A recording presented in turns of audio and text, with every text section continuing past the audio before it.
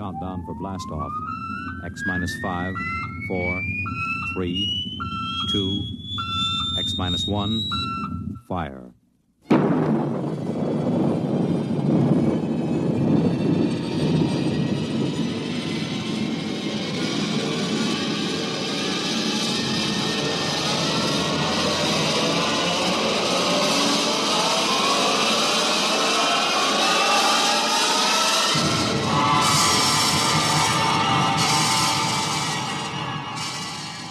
From the far horizons of the unknown come transcribed tales of new dimensions in time and space.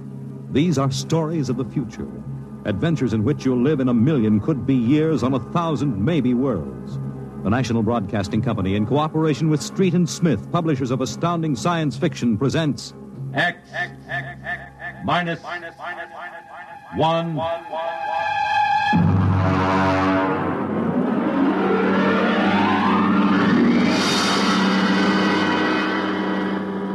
Tonight's story. Cold Equations. There is no margin of safety along the rim of a frontier. There can't be any until the way is made for those who come later. Until then, the penalty for mistakes is a grim one. The laws of physical nature operate with irrevocable certainty, with no room for mercy, kindness, or sentimentality. In space, life becomes a cold equation, and the equal sign is often followed by death. I know. I'm the pilot of an EDS.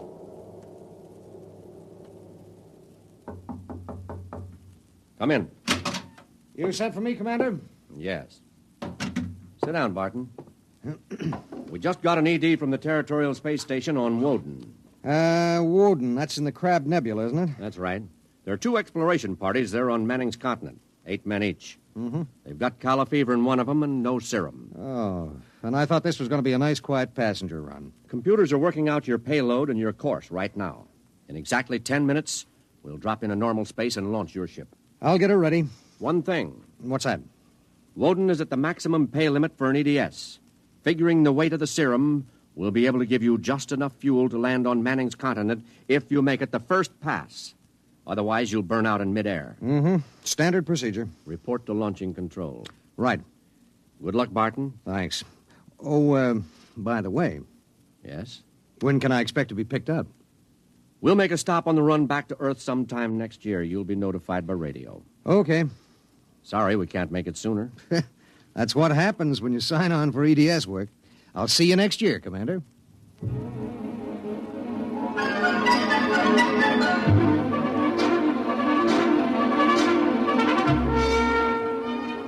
Down in the belly of the Stardust, the crew was working like beavers to get the EDS, the emergency dispatch ship, ready. Mechanics and technicians were swarming all over the place. Girls in inspectors' uniforms were checking the gauges in the supply cabinet. 9 minutes later, the exact course was in the computer. The serum was stowed in my supply cabinet closet, and little EDS 4G3 was ready to be born into space. Barton, Yes, sir. 30 seconds to blast off. All set? All set. I'm turning you over to traffic. Ready. Traffic control. Come in, EDS 4G3. Ready. 20 seconds. Lock open. 15 seconds. Space drive on. Space drive on. 10 seconds. Gravity neutralizer on. Neutralizer on. 5 seconds. 4, 3, 2, 1. Blast off.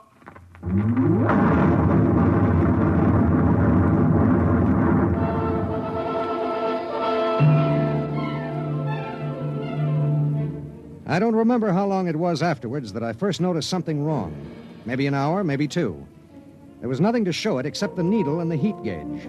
It was on 0 when we left the Stardust, and now I noticed that it had crept up toward the 30 mark. That meant something inside the ship was radiating heat. That something was in the supply closet, and it was alive.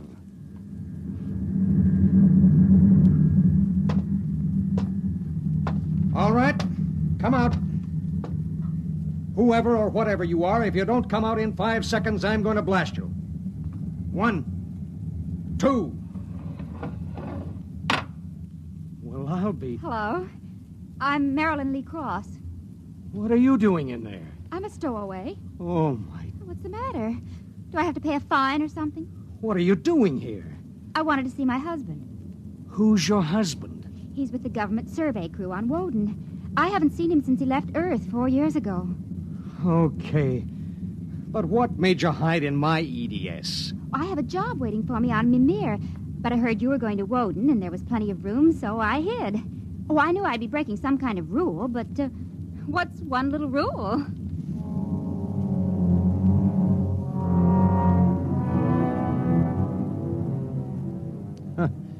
What's one little rule? H amount of fuel will power an EDS with a mass of M safely to its destination. H amount of fuel will not power an EDS with a mass of M plus X safely to its destination. Well, how could she be expected to know? She was 5'2" with brown curly hair and the faint, sweet smell of perfume. She was 5'2" and she smelled like apple blossoms. And her name was X in an equation that would have to be balanced.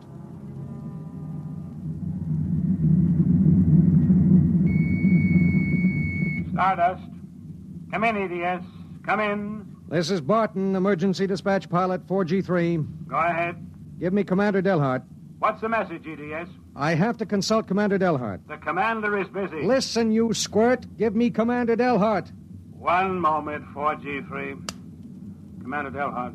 Emergency message from EGS 4G3. This is Delhart. What is it? At 0800 hours, I discovered a stowaway aboard my ship. A stowaway? Yes, sir. Well, have you notified ship's records? Not yet, sir. You know the regulations as well as I do. Of course I know the regulations. That's why I'm calling. Martin, what's going on? Sir, this is a girl. A young woman. Oh. She wanted to see her husband on Woden. She didn't know what she was doing. I see. I wondered, sir, maybe the cruiser could change course or something? I'm afraid not. We're hundreds of light years apart now. We have a limited fuel supply ourselves, with 900 passengers. Is there any chance? No. Okay, Skipper. Better get the information to ship's records. Okay. Barton. Skipper? I'm sorry. Yeah, sure.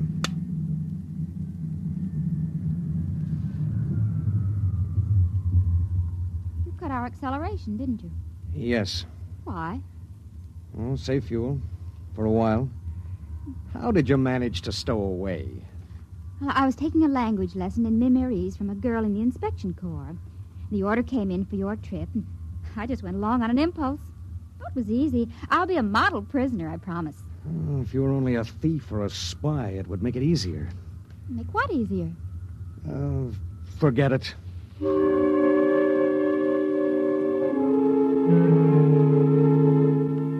Why couldn't she have been somebody with some ulterior motive, a fugitive, hoping to lose himself in a raw new world, a crackpot with a mission?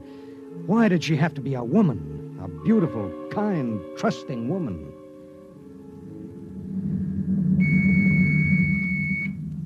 Stardust. Barton, EDS 4G3. Go ahead, 4G3. Identify a stowaway. Give me your identification disc, Miss Cross. Here. Why? Well, it's for ship's records. Identification number T8374. One moment. This is for the gray card, of course. Yes. I'll need the time of... I'll tell you later. That's highly irregular. Then we'll do it in a highly irregular manner.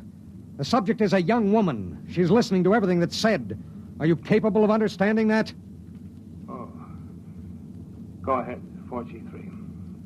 Number T8374-Y54. Name, Marilyn Lee Cross. Female, married. Born July 7th, 2160. Good Lord, you're only a child. Height, 5 feet 2 inches. Weight, 110. Hair, brown. Eyes, blue.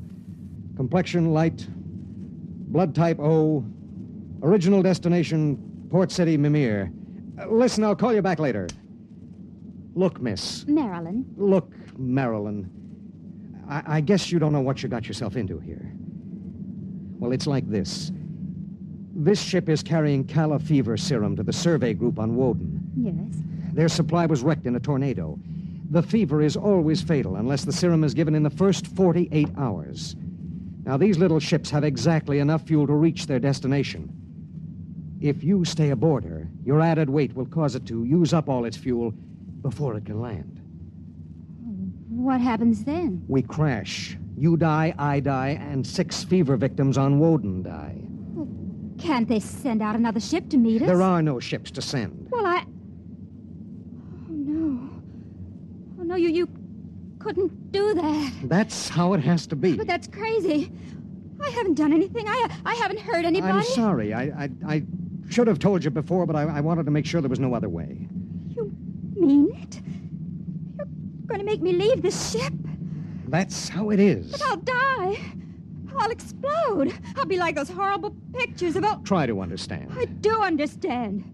You're going to kill me, and I didn't do anything. I know you didn't. I know you didn't. That has nothing to do with it. It has everything to do with it. Nobody just dies like that for no reason. Oh, listen. Maybe there are other cruisers. Cruisers you don't know about. Maybe the radio. Maybe it... Now, listen to me. It's different here. Different from anything you've ever known.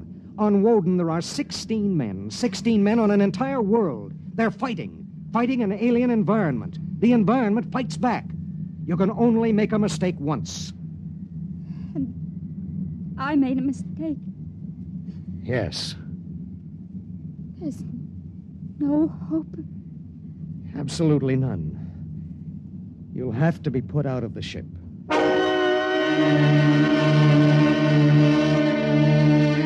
It was better so. With the going of all hope would go the fear. Then would come the resignation. She needed time, and there was so little. EDS. Starship to EDS. Need pertinent data. All right, Starship. When do you expect to complete your report? I need a computer check. I'll give you statistics. Statistics. This is EDS 4G3. I'm intersecting course vector 7.3 at 0831. Deceleration 1750, weight 1 ton. I would like to stay at point 10 as long as the computers allow. Will you give them the question? Check. I'll call you back. We wouldn't have long to wait. The new factors would be fed into the steel maw of the computer bank, and the electrical impulses would go through the complex circuits. Here and there, a relay would click, a tiny cog turn over. But it would be the current, formless, mindless, invisible, which would determine with utter precision how long the pale young girl beside me would live. 5 little segments of metal in the second bank would trip against an inked ribbon, and the machine would spit out the answer. You will resume deceleration at 1910. It was 1810 when he spoke. 1 hour. She has 1 hour to live.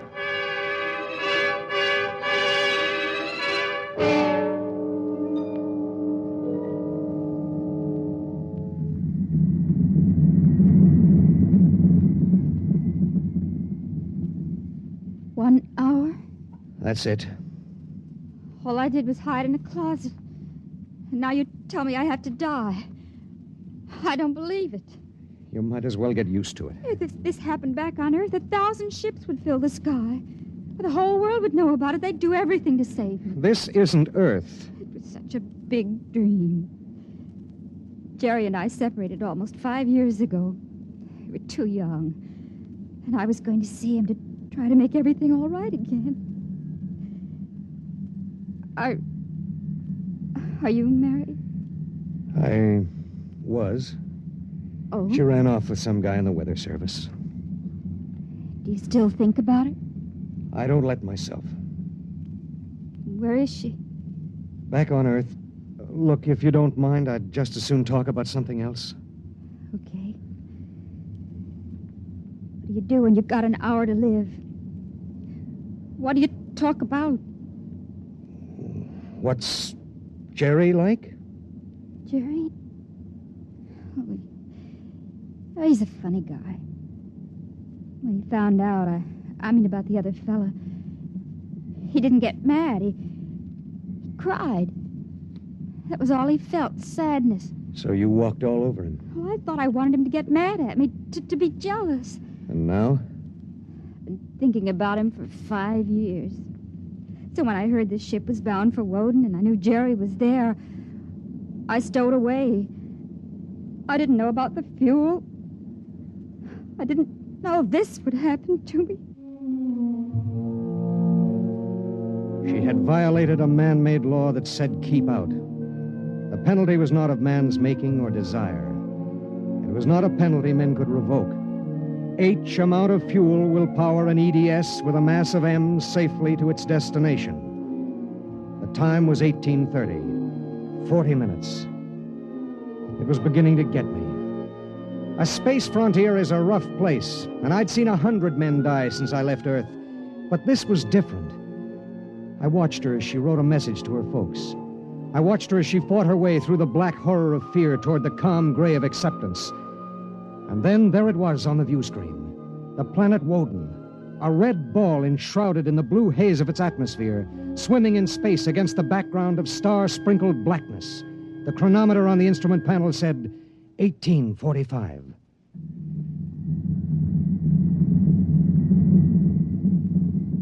Listen, we're in radio range of Woden now. I mean, would you want me to try to contact your husband? Jerry? It'd mean he would know you're going to die. There'd be nothing anyone can do. Yes. I would like to talk to him. Do you think we can? Well, the planet is turning. If his group is on the side facing us, we might be able to reach him. Well, try. All right. Hello. Hello, Woden. EDS to Government Survey Group. Can you hear me? Come in, Woden. They may not be monitoring. Hello? Hello. Hello. Identify yourself, please. This is Government Survey Group 1 on Planet Woden. This is John Barton, EDS pilot. You have the serum? Yes. How bad is it? 1 man died last night. 6 have the fever. How long will it take to... I start deceleration at 1910 hours. I should be able to land at 1930. Thank God. Look, do you have a Gerald Cross in charge of the group? Commander Cross? Yes, we do. Could I speak to him? He isn't here. He's out with the survey team. When do you expect him? Can't say.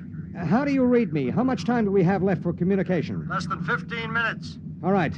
If Commander Cross comes back before we lose radio contact, will you have him buzz me? It's important. Okay, EDS. I'll keep the set open. Check.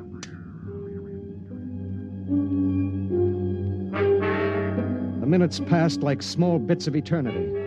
On the view screen, I could see Manning's continent sprawled like a gigantic hourglass in the eastern sea. There was a thin line of shadow where it was beginning to disappear as the planet turned on its axis. I looked at the pale woman next to me, and I thought of another woman long ago who'd sat next to me and cried because I wouldn't try to understand. What had she written in those letters back home? What would they think of the faceless, unknown pilot who'd sent her to her death? What would I think of myself alone nights, reliving this voyage?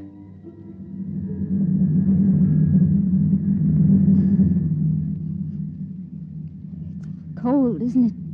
I'll turn up the thermostat. Nothing from Jerry? We have about 2 minutes of radio contact left. Maybe it's better. I mean, suppose it were you and your wife tried to call you.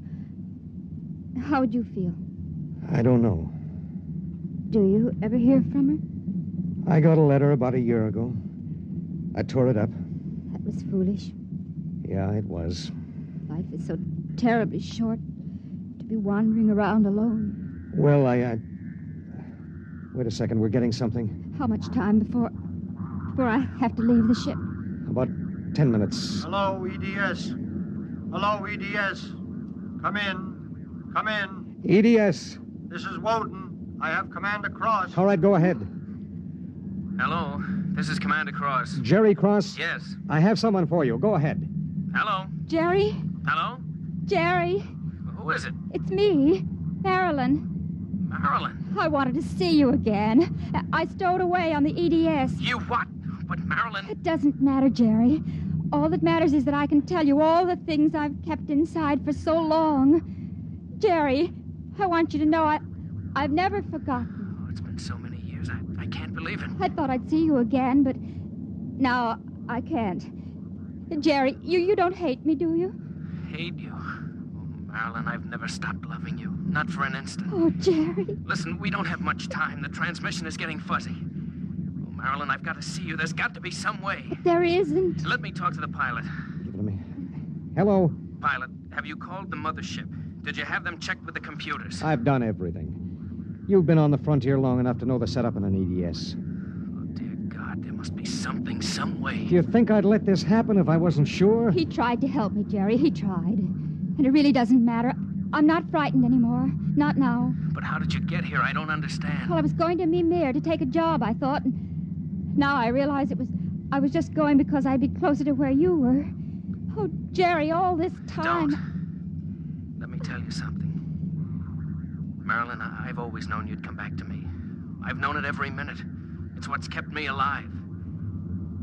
I want you to hold that in your mind. Jerry, I can't hear you. We haven't much time. We're losing radio contact. Jerry! Oh, don't cry, darling. Just know how I feel.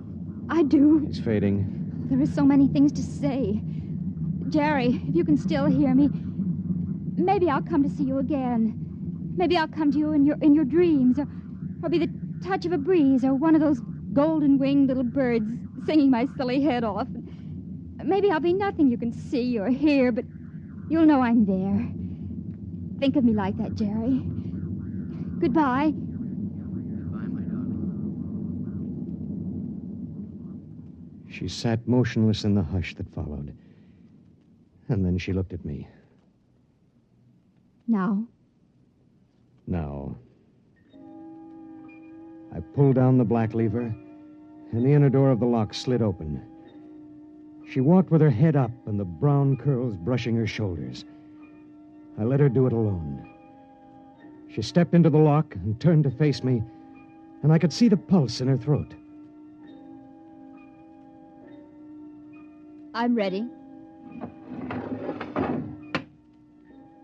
I pulled the red lever, and there was a slight waver as the air gushed out. I thought I sensed a bump, as if something had bumped the outer door. And then there was nothing. The white hand of the closet temperature control was back at 0. A cold equation had been balanced, and I was alone in the ship.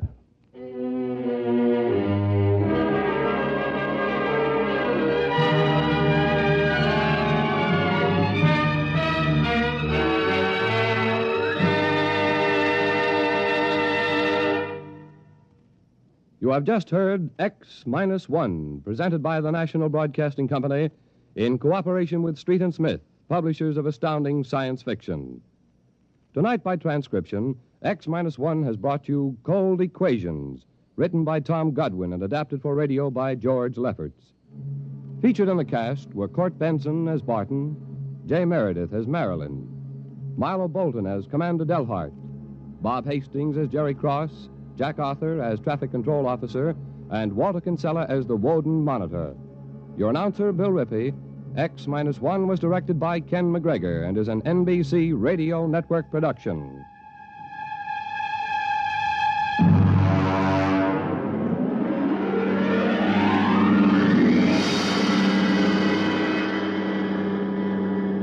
And now, next week. In the days of the Windjammers, whalers sometimes went on cruises that lasted as long as 2 years, and so sometimes they had to resort to rough methods to gather a crew. But what of the future, when a cruise to a distant star may last for 15 years or more? We hear of such a voyage next week on X minus 1.